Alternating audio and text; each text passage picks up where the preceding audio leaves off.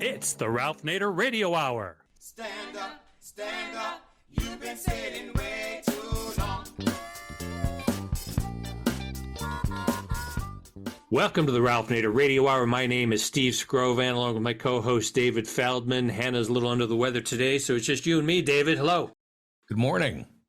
And the man of the hour, Ralph Nader. Hello, Ralph. Hello, everybody. You're going to hear a different story, factually, about Ukraine and Russia and Israel and Palestine. Stay tuned. That's right, Ralph. Today, we are joined by Professor Theodore Postol, who's going to talk to us about what he terms the catastrophic mismanagement of U.S. security policy. We are, as Ralph said, going to look at this primarily through the prism of what's going on between Ukraine and Russia and between Israel and Palestine. Professor Postol is Professor Emeritus of Science, Technology, and National Security Policy at MIT and has worked for the Congressional Office of Technology Assessment in the Pentagon, among many other things. He is an expert on missile and missile defenses. He'll give us a breakdown on the weaponry being used in both conflicts and what that tells us about the intentions and capabilities of all parties involved. If we have time, we're going to dig into the mailbag, and Ralph's going to answer some long overdue listener questions. And as always, somewhere in the middle, we'll check in with our relentless corporate crime reporter, Russell Mokhiber. But first, let's find out how U.S. security policy is being catastrophically mismanaged. David? Theodore Postol is Professor Emeritus of Science, Technology, and National Security Policy in the program in Science, Technology, and Society at MIT. He's testified before Congress and has worked for the Congressional Office of Technology Assessment, the Pentagon, and Argonne National Laboratory. Among other accolades, in 2001, he received the Norbert Wiener Award from Computer Professionals for Social Responsibility for uncovering numerous and important false claims about missile defenses. Welcome back to the Ralph Nader Radio Hour, Professor Theodore Postol. It's a great pleasure to be here. Thank you for having me. Thank you indeed, Ted. The rubric for this program, listeners, is the catastrophic mismanagement of United States security policy. And you're going to be hearing precise views by Professor Postol that you may not have been hearing on the mainstream media, to put it mildly. Let's start with the Ukraine. Just to give a little background for the listeners who are not familiar, the provocation of Russia, as Putin sees it, and Putin is a dictator and he is brutal, but the Western powers have given him a great pretext to move into Ukraine. After the collapse of the Soviet Union, the Clinton administration started moving NATO toward the Russian borders by developing agreements with Eastern European countries to join NATO and also to buy a lot of U.S. weapons like F-16s and other military technology. There's a lot of profit involved in this. And, you know, the Russians are watching this. They realize that two world wars on their western border invaded by Germany took over 50 million Russian lives. And here they go again, is what they're thinking. And along comes Putin, and he uses that in order to basically decide that he's going to recover at least some of the Russian-speaking eastern provinces in Ukraine. And Ukraine was part, of course, of the Soviet Union, part of the USSR, the Soviet Socialist Republics, along with a lot of others. And when the Soviet Union collapsed, they spun off and developed their own national identities like Tajikistan and Belarus and so forth. So the background here, from the point of view of the Russians, and not just Putin, is provocation. With that, the Russians invade, and the Western media coverage has been incomplete and deceptive, according to Professor Ted Postol. So, Ted, you want to take it from there and give us the contemporary scene here, because the Congress has just passed a $61 billion assistance to Ukraine, stating that this is going to help turn the tide in the gridlocked war, trench warfare that Ukraine is involved with Russia. Well, let me pick up on one statement you made about creating a pretext for Putin to invade Ukraine. I think one way to think of the situation that Russia believed it was facing, and in fact, I think it was facing, would be similar to not only the Cuban Missile Crisis, but let's reimagine the situation in the 1960s where Russia was putting nuclear-armed missiles into Cuba. And let's also invent the situation where there was a strong communist government, let's say in Mexico, and large numbers of Russian troops and military equipment were being inserted into Mexico. So we had a situation where we not only had Cuba with these weapons and Russian military forces, but also Mexico. And I think the question to ask oneself is, if you were an American president at that time, could you have resisted the push, the imperative to invade both Mexico and Cuba to stop this growing threat on the border of the United States, which could be both nuclear and military? And I think the answer is no president could survive in their position if they ignored that. I mean, there might be arguments to be more passive about it, but I think we know from the Cuban Missile Crisis that that was enough to provoke us. But imagine we had a situation like the one I just postulated. And that's what, in fact, has been going on in Ukraine basically since 2014. It wasn't 2022 where the final straw was placed on the back of the camel, but it really began in 2014, where we had this Maidan revolution in Kiev, which was certainly inspired and supported in a big way by the United States government. We know, for example, that Victoria Nuland, a high official in the State Department, was involved in a phone call where the Russians intercepted it, and you can find it on the web. Just look up Valerie Nuland phone call in 2014. And she's talking with the US ambassador to Ukraine, and they're between them deciding who the United States is going to want to be in the new government that comes about from this Maidan coup, which was a military coup against, an elected official, President Yanukovych. And within a day or two of the coup, the Rada, the parliament of Ukraine, issued a law that said all Russian-speaking people don't have the same rights as other Ukrainian citizens. So all Ukrainians of Russian descent, or Russian-speaking in particular, could not practice their culture.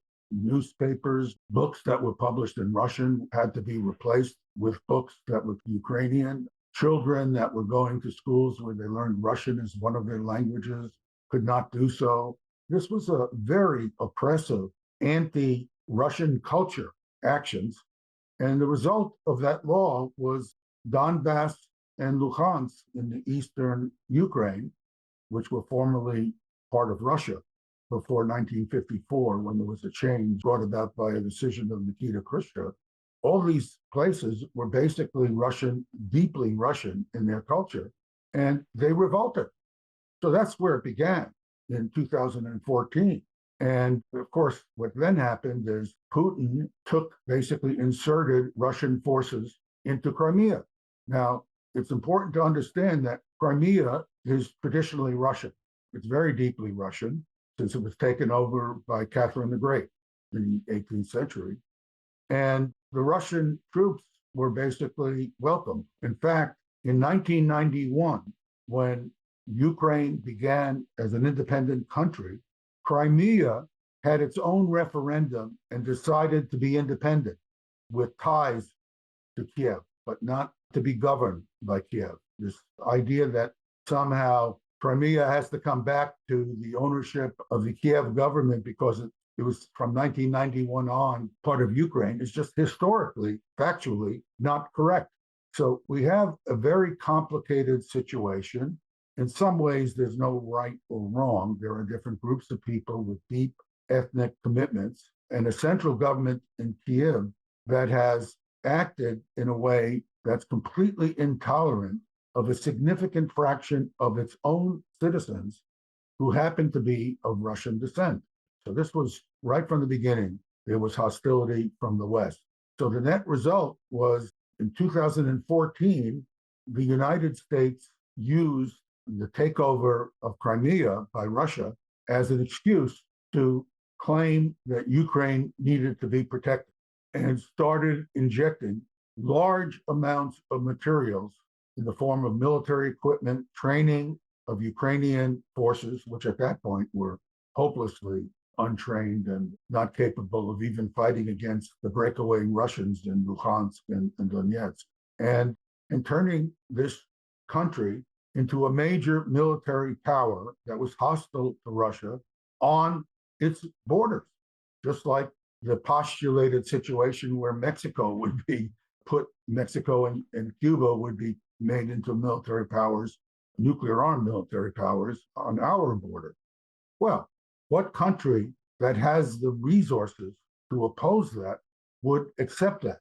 And this invasion on the part of Russia did not happen without numerous warnings.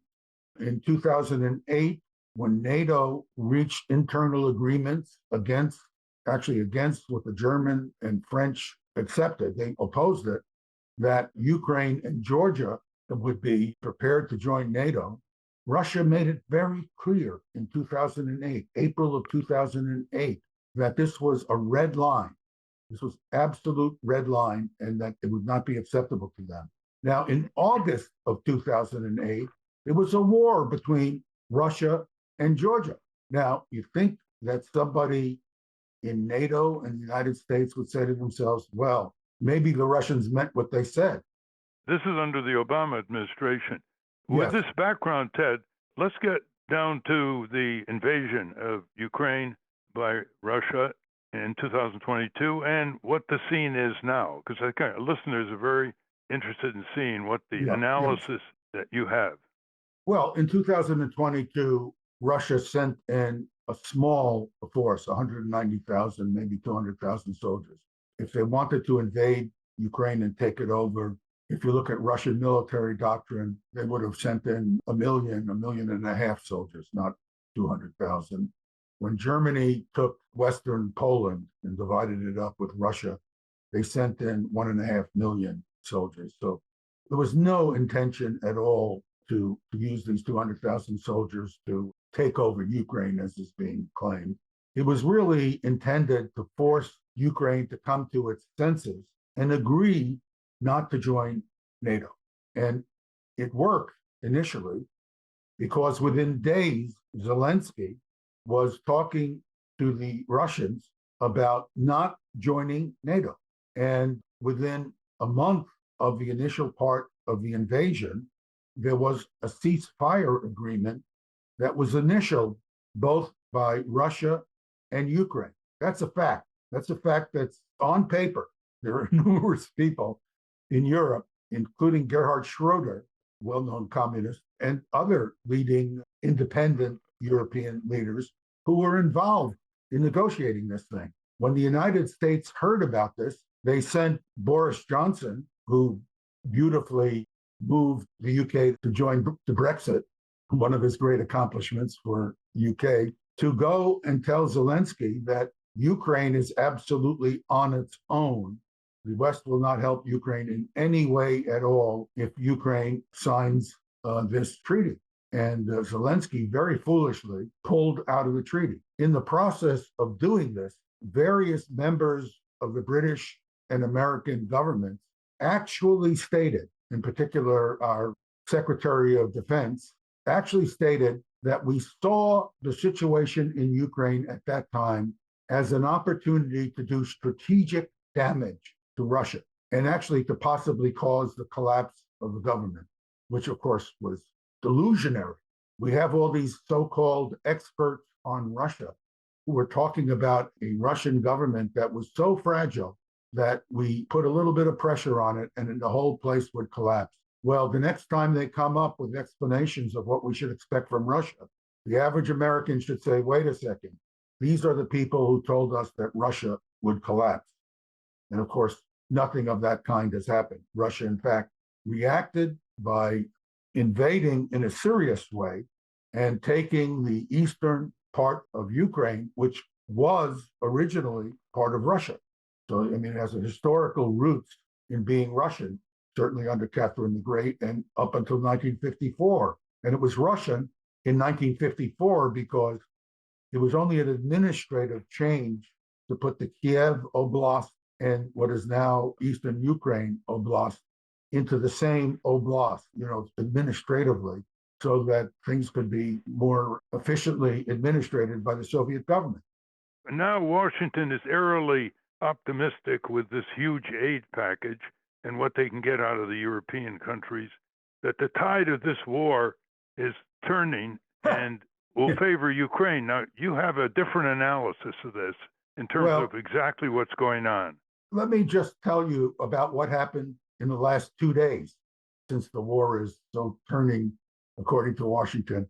There is this critical fortified town of Ocheretino in the Donbass. It's kind of the last critical fortification that the Ukrainians are holding before the whole Donbass caves in, because there's no significant defenses right up to the Dnieper River.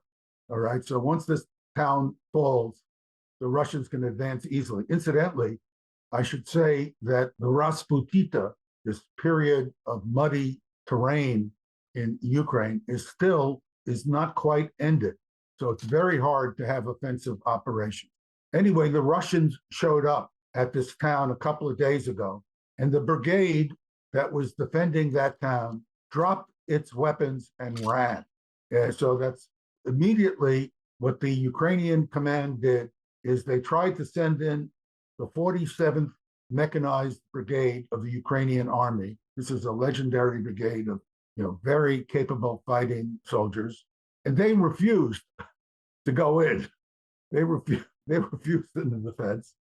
Why did they refuse? Because it's a massacre, because the Russian artillery and air power has become so intense. The Russians are able to fire about 10 artillery rounds for every artillery round that the Ukrainians are able to fire, partly because they're out of ammunition, and partly because the Russians have very successfully destroyed a lot of the artillery pieces that the Ukrainian government has. Now, in this kind of warfare, artillery is critical.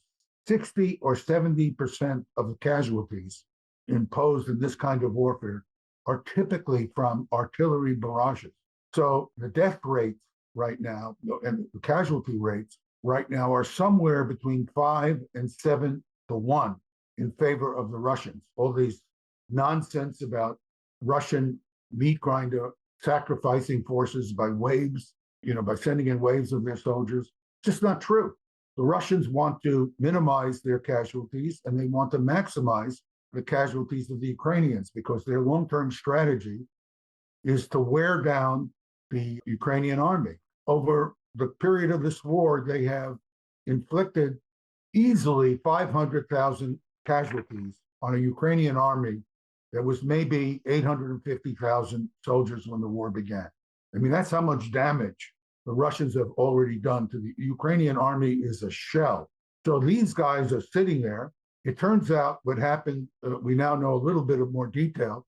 They were set up to defend the town, and all of a sudden their ammunition, food supplies, water supplies and stuff stopped coming. There's a long history of the central Ukrainian command not supporting their troops at the battlefront. This is a real problem with the troops. The morale of the troops has been tremendously affected in an adverse way by the sense that their military leadership is not concerned about their lives. It's one thing to ask a soldier to go risk their lives or lay down their life for their country and be providing everything you can to protect them and make it possible for them to fight. It's another thing when you're sending them to a certain death just because it looks good. Zelensky would argue with that. He'd say that's because they've run out of money and ammunition and military equipment. That's why that's happening. Zelensky is directly responsible for this situation. He has taken a posture that Ukrainian forces can never retreat. Now, in real combat, If you're overwhelmed at a given point in a battle, you might choose to retreat to a defensive line that you have set up behind you to allow the enemy to dissipate their capabilities against the defensive line, and then you would counterattack. I mean, that's a common tactic used in warfare.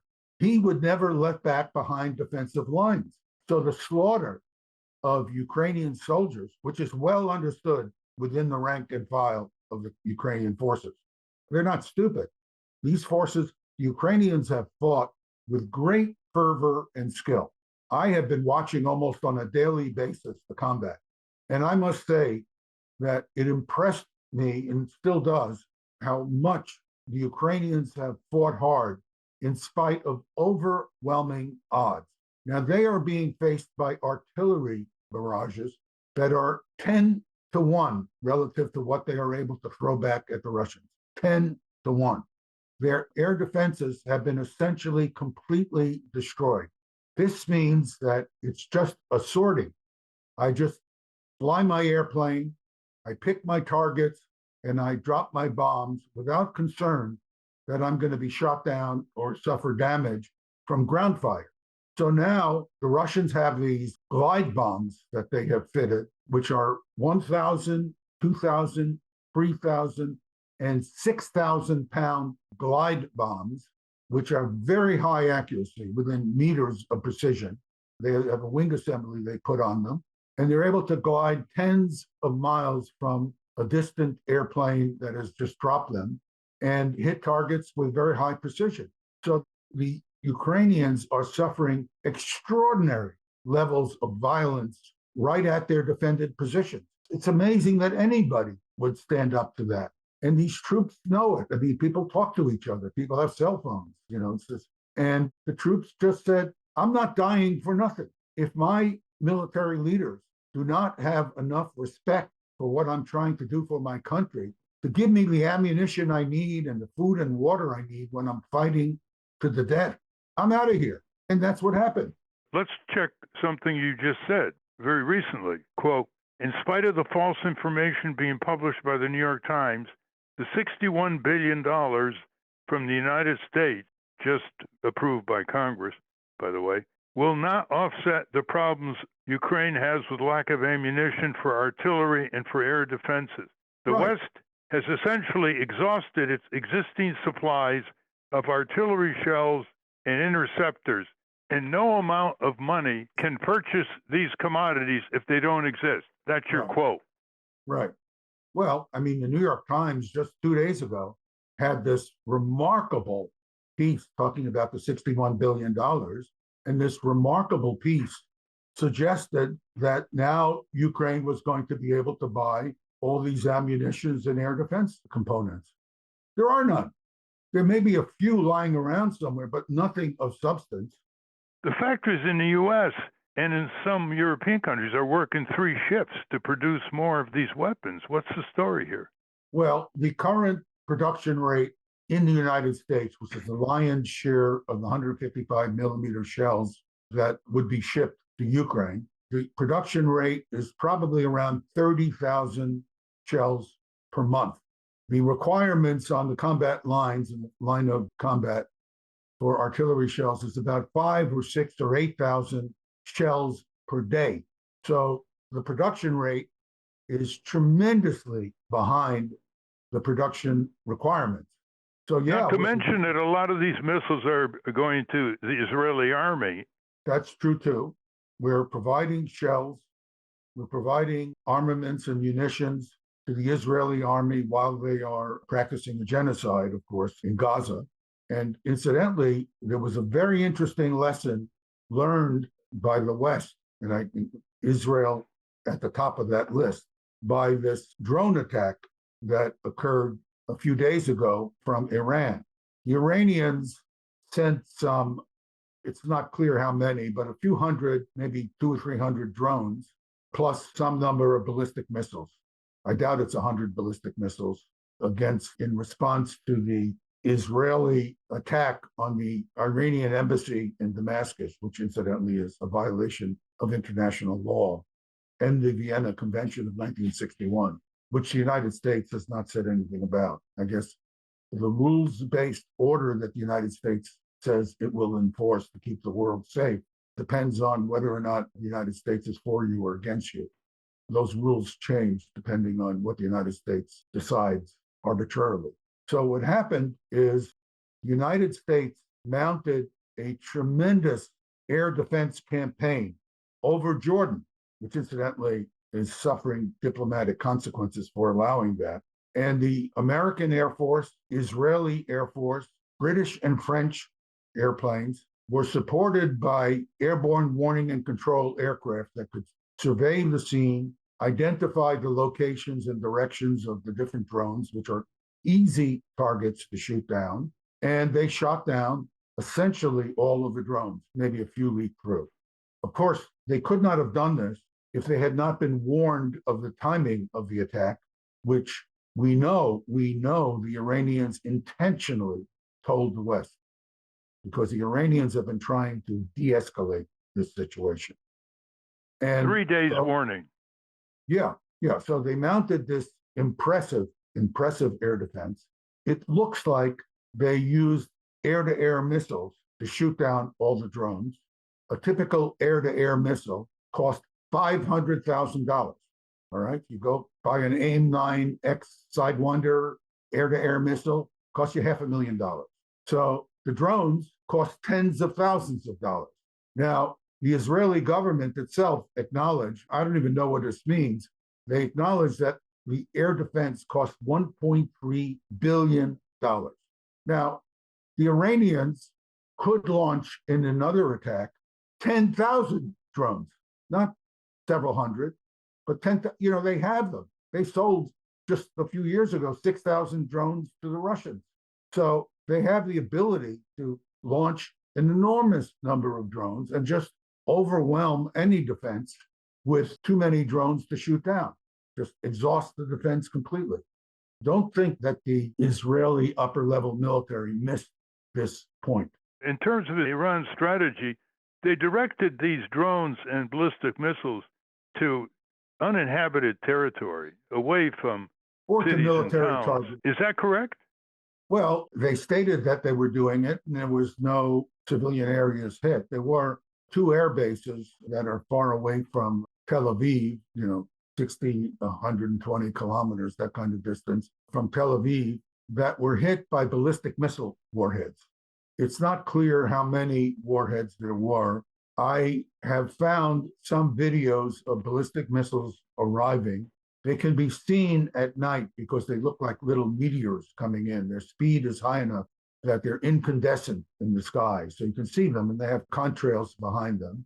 And in one video, I could see 4 explosions on the ground that, were evident. And there might have been some other videos I saw suggest there might have been other explosions. It's very hard to know because you don't know what videos you're seeing from different locations of the same event. And it's not like the Gulf War of 91, where my colleagues and I had boatloads of videos of Scuds coming in against Israel and Saudi Arabia, where we could see that none of the Scuds were intercepted by the Patriot air defenses. And I would say with near certainty that none of the ballistic missiles that were functioning were intercepted by any air defenses that the Israelis claim to have. Iron Dome has no capability.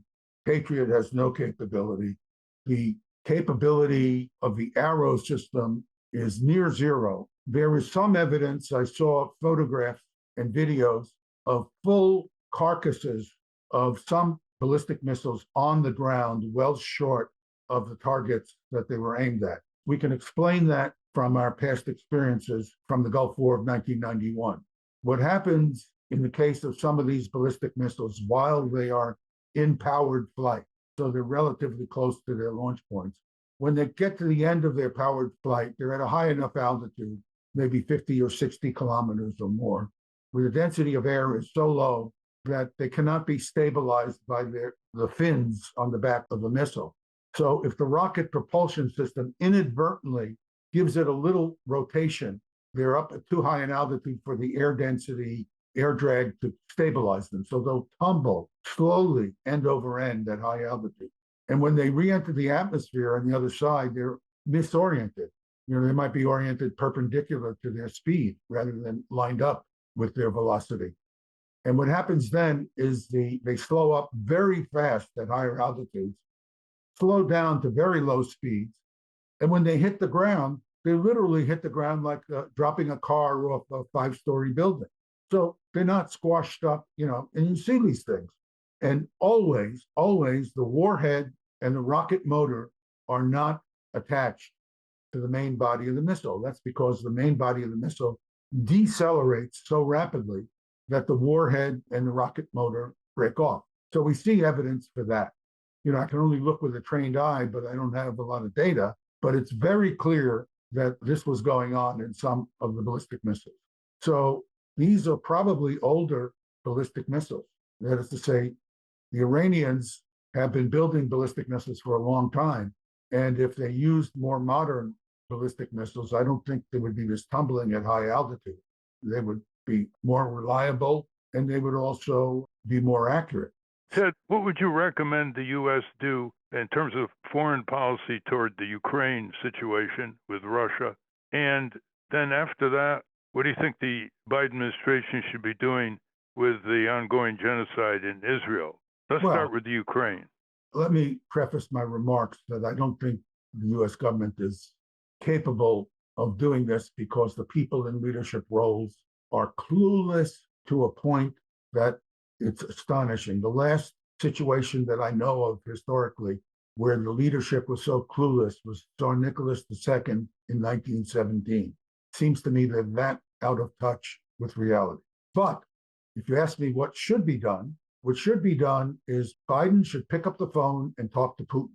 And he should say to Putin, we made a gigantic mistake. Let's try to figure out how both of us can back away from this catastrophe with as little further damage as possible, which means that we absolutely give up any idea that NATO will be any part of Ukraine. And we will guarantee you that we will not push Ukraine, Western Ukraine, Eastern Ukraine. We understand you're not giving that up. We know from your public statements that you have decided that given the blood and treasure that you have spent on fighting this war, you are not going to give up Eastern Ukraine. But let's reach some kind of understanding that will stop the killing. Every bit of money we give Ukraine to keep the fighting going results in the unnecessary death of Ukrainian soldiers and Russian soldiers. And the Ukrainian soldiers are dying at a rate of 5 or 6 or 7 to 1 relative to the Russians. So we are not doing any service to the Ukrainians. We are destroying a generation. We have destroyed a generation. And Ukraine's going to be multiple generations recovering from this. So we will give up all idea that we will have a presence in Western Ukraine. We will agree that you will leave Western Ukraine alone. He doesn't want Western Ukraine. He doesn't want to occupy a country where the people hate the Russian occupiers. He's not going to do that. What he's going to do is he's going to take everything on the Black Sea coast and he's going to turn Ukraine into an economically rump state because they can't export all this wonderful grain that they're able to produce if they don't have Odessa and Black Sea ports. So he doesn't have to take Ukraine. He can just turn it into a non-entity in terms of its military and economic power. And so let's agree not to do that. Let's try to help what's remaining of Ukraine. Let's back up a bit. Biden is urging Zelensky to fight for the last remaining infrastructure of Ukraine, and Ukrainian families are getting devastated along with Ukrainian soldiers. This is a war of attrition, as you pointed out, and there's massive forthcoming devastation. If Russia keeps the eastern provinces, tell our listeners, this is not a huge chunk of Ukraine. What percent of Ukrainian land is that? I think Russia will want all the territories east of the Dnieper River, and that will be close to 40% of Ukraine's territory. That goes beyond a Russian majority if they have a referendum, doesn't it? Yeah, but you see, what they want is a barrier of a defendable barrier, the Dnieper River, where the Ukrainians cannot constantly be coming across and attacking Russian controlled territory like they've been doing in the north. So I don't think they will accept anything but the boundaries of the Dnieper River. I could be wrong. I mean, you have to talk to them. I mean, it's amazing that you don't talk to the adversary who's beating you so badly, and you make believe that you're winning, and you're telling the people who have been already defeated, go and be murdered by this incredibly capable army that the Russians have put together. I mean, what do you think you're doing? Let's argue the other side here. The Russians are pursuing massive attrition. They're not moving to get more territory right now. They want to destroy the structure of what's left of the Ukrainian armed forces. But what you're saying is that they are coming close with the dry season to mounting an offensive where they are going to take more land because they have so disabled the defenses of the Ukrainian military. Right. Is that what you see coming up in June, July, August? Yeah, I can't predict what could happen, but the offensives that the Russians could put together have the potential to go faster than what anybody has been talking about now, because they've destroyed so much of the Ukrainian army, and the morale. I mean, an Iraqi soldier who takes off his shoes and runs away from the Americans is not a coward. He's just someone who says, I don't want to die for nothing. And the same thing is going on in Ukraine at this point. People say, yes, I want to defend my country, but what's the point of defending my country if my own military leadership doesn't value my life? And that's what we see. Zelensky does not appear to value the lives of his own soldiers. Syrskyi, this general that was hand-selected by Zelensky, is cut out of the same cloth. He has a reputation for throwing soldiers into massacre situations.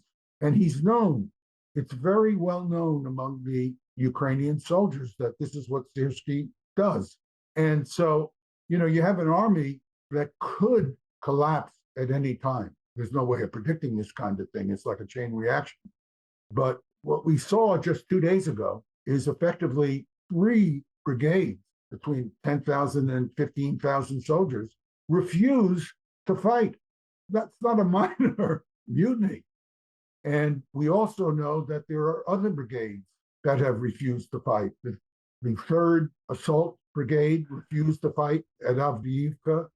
The 25th Brigade appears to be not following orders. So this could be the cusp of a collapse. I don't know. It's hard to predict.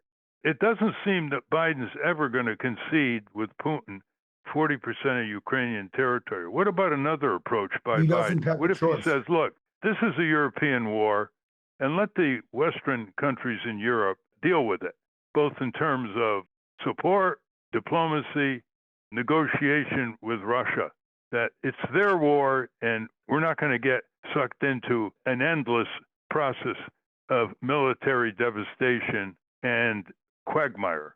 What about that approach? Well, I mean, he would have to wash his hands of the war he started. I mean, the war was started by the American leadership of NATO. It's been the Americans. NATO is an infantilized organization. The political leadership of Europe has become so tied to the American political power that nobody is willing or able, there's nobody in power who seems to be able to stand up to the United States. When we lost Angela Merkel, we lost everything, as far as I can see, in terms of someone who had the courage and ability, willingness to stand up to the United States. And of course, she couldn't do it without the support of the other Europeans who ran away themselves. Can you imagine?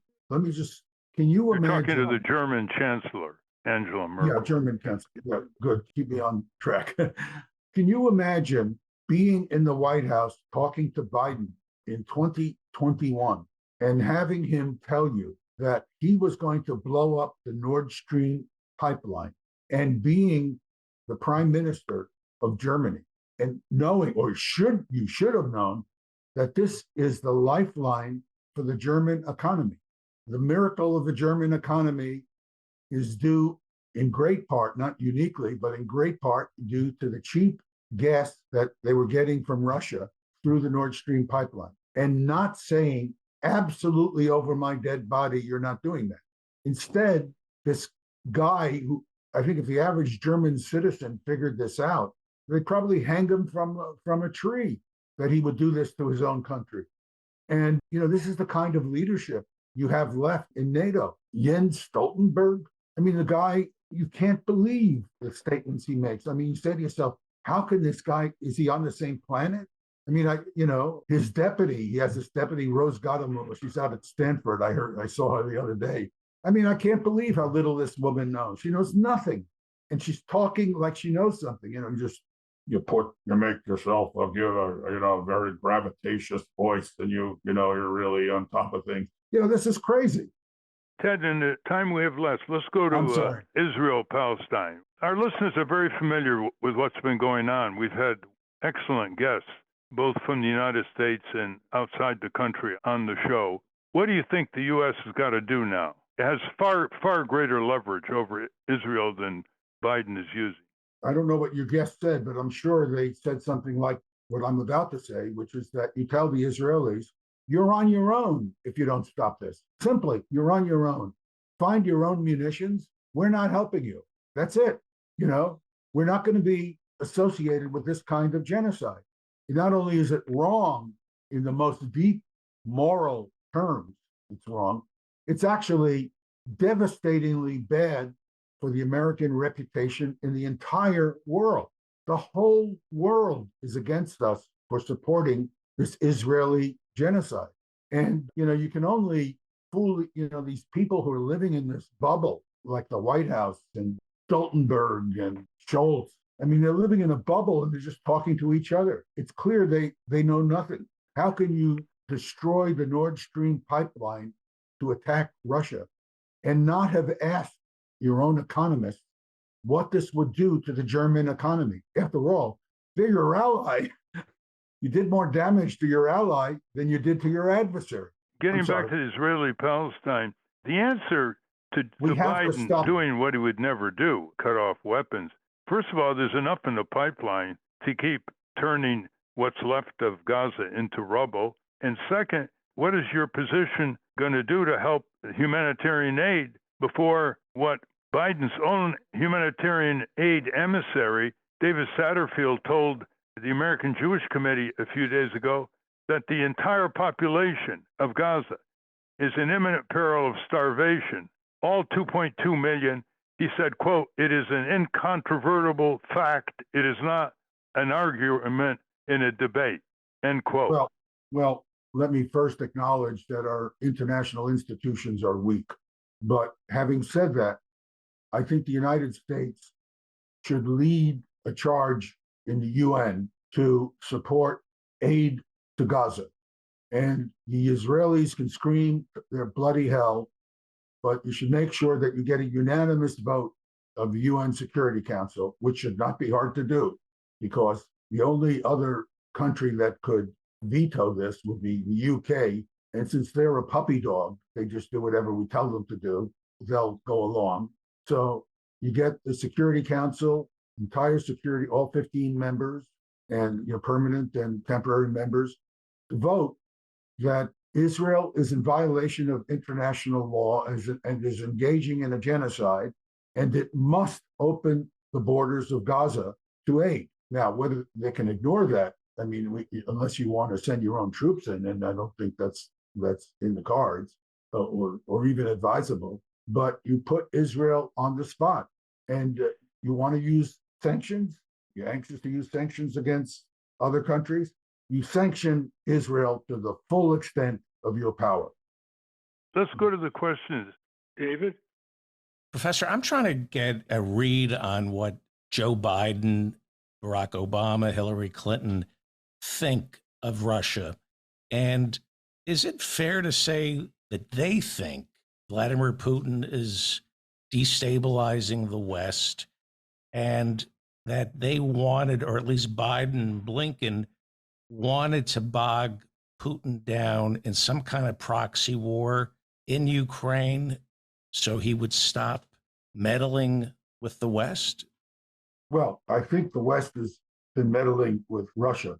I like to say Russia. I'm not trying to avoid the issue of Putin because there are complexities here, but it's really Russia and the West, to quote the great book of George Kennan. And Hillary Clinton, as far as I can tell, is a person who never takes responsibilities for her bad decisions. I call it Clintonism.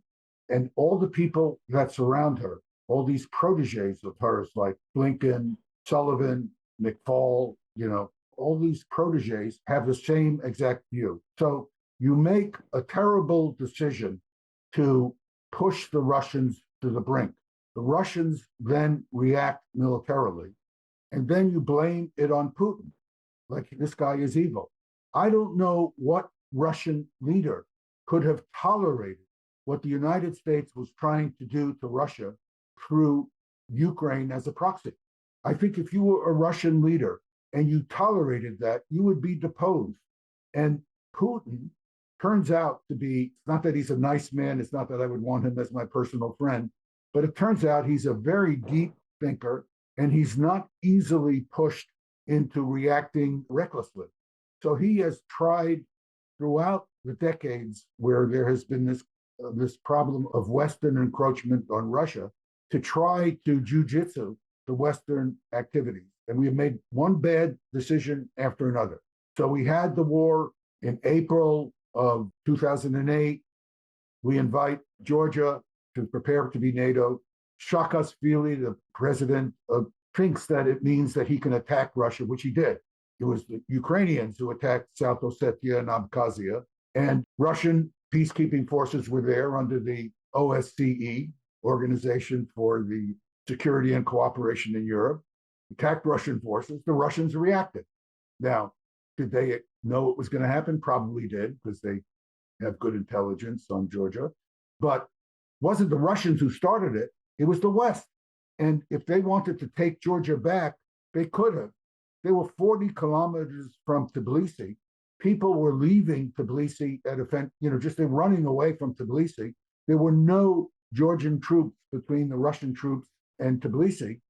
They could have just walked into Tbilisi. They didn't. They just said, okay, we're taking this land. And that's what he was going to do in Ukraine.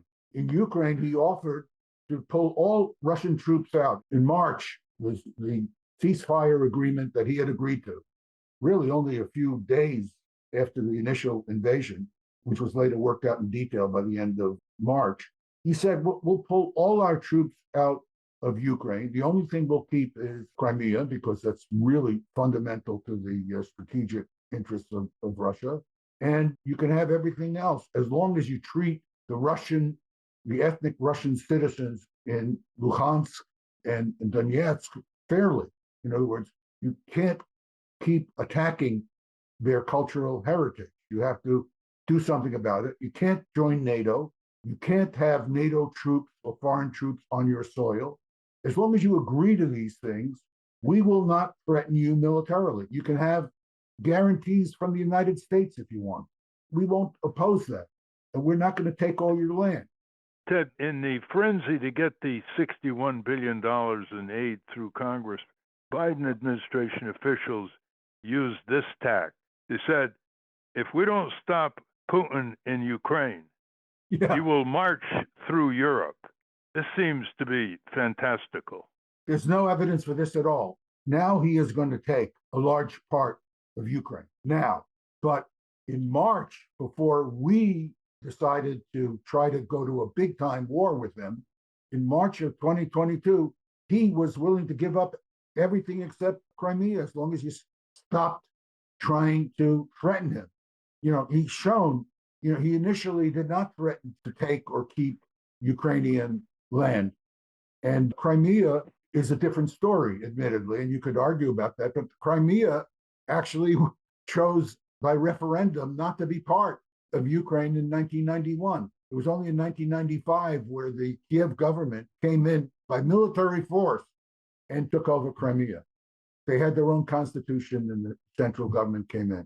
So, The history speaks against all this nonsense, all these so-called Russia. I mean, I'm a physicist by training, and I knew nothing about this even a few years ago.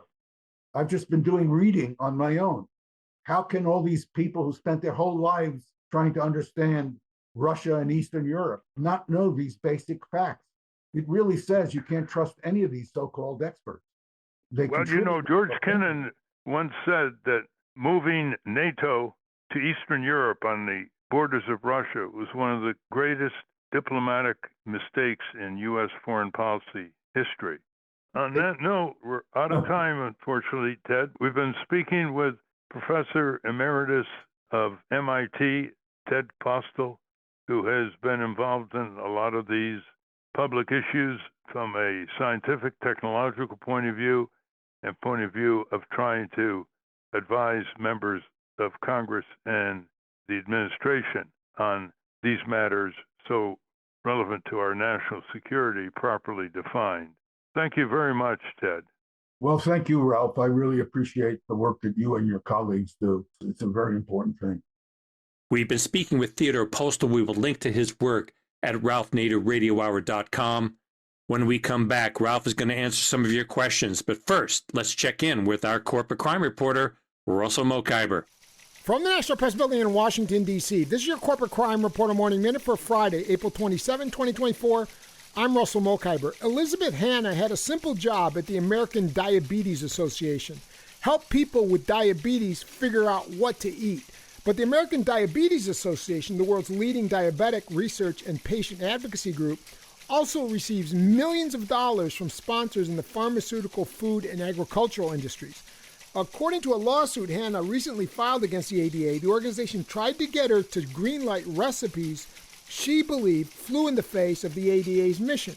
These included recipes like cucumber and onion salad made with 1/3 cup of Splenda, autumnal sheet pan veggies with 1/4 cup of Splenda, and a cranberry almond spinach salad with 1/4 cup of Splenda.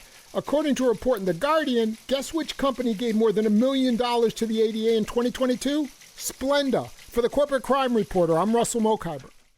Thank you, Russell. Welcome back to the Ralph Nader Radio Hour. I'm Steve Scrovan, along with David Feldman and Ralph. Now let's respond to some listener questions. David. This question comes from Nancy. Dear Ralph and team, I have a question about a notice I received from my credit union today. My credit union is insured by the National Credit Union Association. I have been a member of this credit union for decades. My question is, what does this language mean, and do I understand it correctly? And would you agree to it, and why or why not? Well, what it means in excessively abstruse legal language is that if the U.S. Treasury is going after a credit union member for not paying taxes, and they have to go after the assets that the taxpayer has in the credit union, or if a private company wants to garnish the wages of a credit union member, they can take it, and your credit union will not defend you and will simply obey the law in this area. However, the language is far too harsh and one-sided, and I would argue for the credit union to simplify it. If they got a notice of garnishment of your wages, if they got a notice from the U.S. Internal Revenue Service that they have to grab some of your money in the credit union to pay your taxes, obviously they have to obey that as long as they see that the legal papers are dutifully complied with. But they go overboard in terms of trying to escape any kind of assistance to you or responsibility. This next question comes from Laurel Hamill, and she says, when corporations are charged fines or penalties after a lawsuit, where's that money supposed to go? Is there a difference between a fine and a penalty? I've been wondering such things for a long time. Thank you for any clarification you can provide. Well, when corporations are charged fines or penalties, say by the Department of Justice, the money goes into the General Treasury Fund. I've often argued that if Boeing gets penalized, as they did by the Justice Department in a sweetheart settlement for the crashes in Indonesia and Ethiopia of the 737 MAX, that money should go into the FAA to toughen regulation of companies like Boeing and to hire more skilled staff to do the job. But no, it goes into the general treasury. And the difference between a fine and a penalty, sometimes just semantics. However, those words are supposed to be reserved for the government, a government action, a civil fine, a criminal penalty. But corporations have become so powerful with their one-sided contracts that they actually have adopted some of these very words, saying, you will be fined, or there will be a late penalty charge, etc., just indicating the advancing, quote, governmental functions, quote, that these giant corporations are acquiring. This comes to us from Thomas Herzog. Ralph, I've heard anecdotally that home insurers are leaving Florida and or refusing to insure Florida residents in areas increasingly subject to hurricanes, made more intense and frequently by global warming. What do those folks do when they can't even insure their homes, let alone collect on a policy? Well, the state of Florida has enacted direct and indirect subsidies to try to deal with this problem in the coming future, because there are going to be more and more hurricanes. But it's not working that well. I suggest you go into the internet and you can check the Miami Herald newspaper, and they'll bring you up to date with greater detail. But it is a crisis for a lot of homeowners in Florida. Thank you for your questions. Keep them coming. I want to thank our guest again, Ted Postol. For those of you listening on the radio, that's our show. For you podcast listeners, stay tuned for some bonus material we call the Wrap-Up, featuring a lot more with Ted Postol, and also featuring Francesco DeSantis with In Case You Haven't Heard. A transcript of this program will appear on the Ralph Nader Radio Hour Substack site soon after the episode is posted. The producers of the Ralph Nader Radio Hour are Jimmy Lee Wirt and Matthew Marin. Our executive producer is Alan Minsky. Our theme music, Stand Up, Rise Up, was written and performed by Kemp Harris. Our proofreader is Elizabeth Solomon. Our associate producer is Hannah Feldman. Our social media manager is Stephen Wendt. Join us next week on the Ralph Nader Radio Hour. Thank you, Ralph. Thank you, everybody. Looking forward to a terrific program coming up on the kind of food you can eat, which is available in the supermarket, that will extend your longevity. Stay tuned. Step up, you ought to step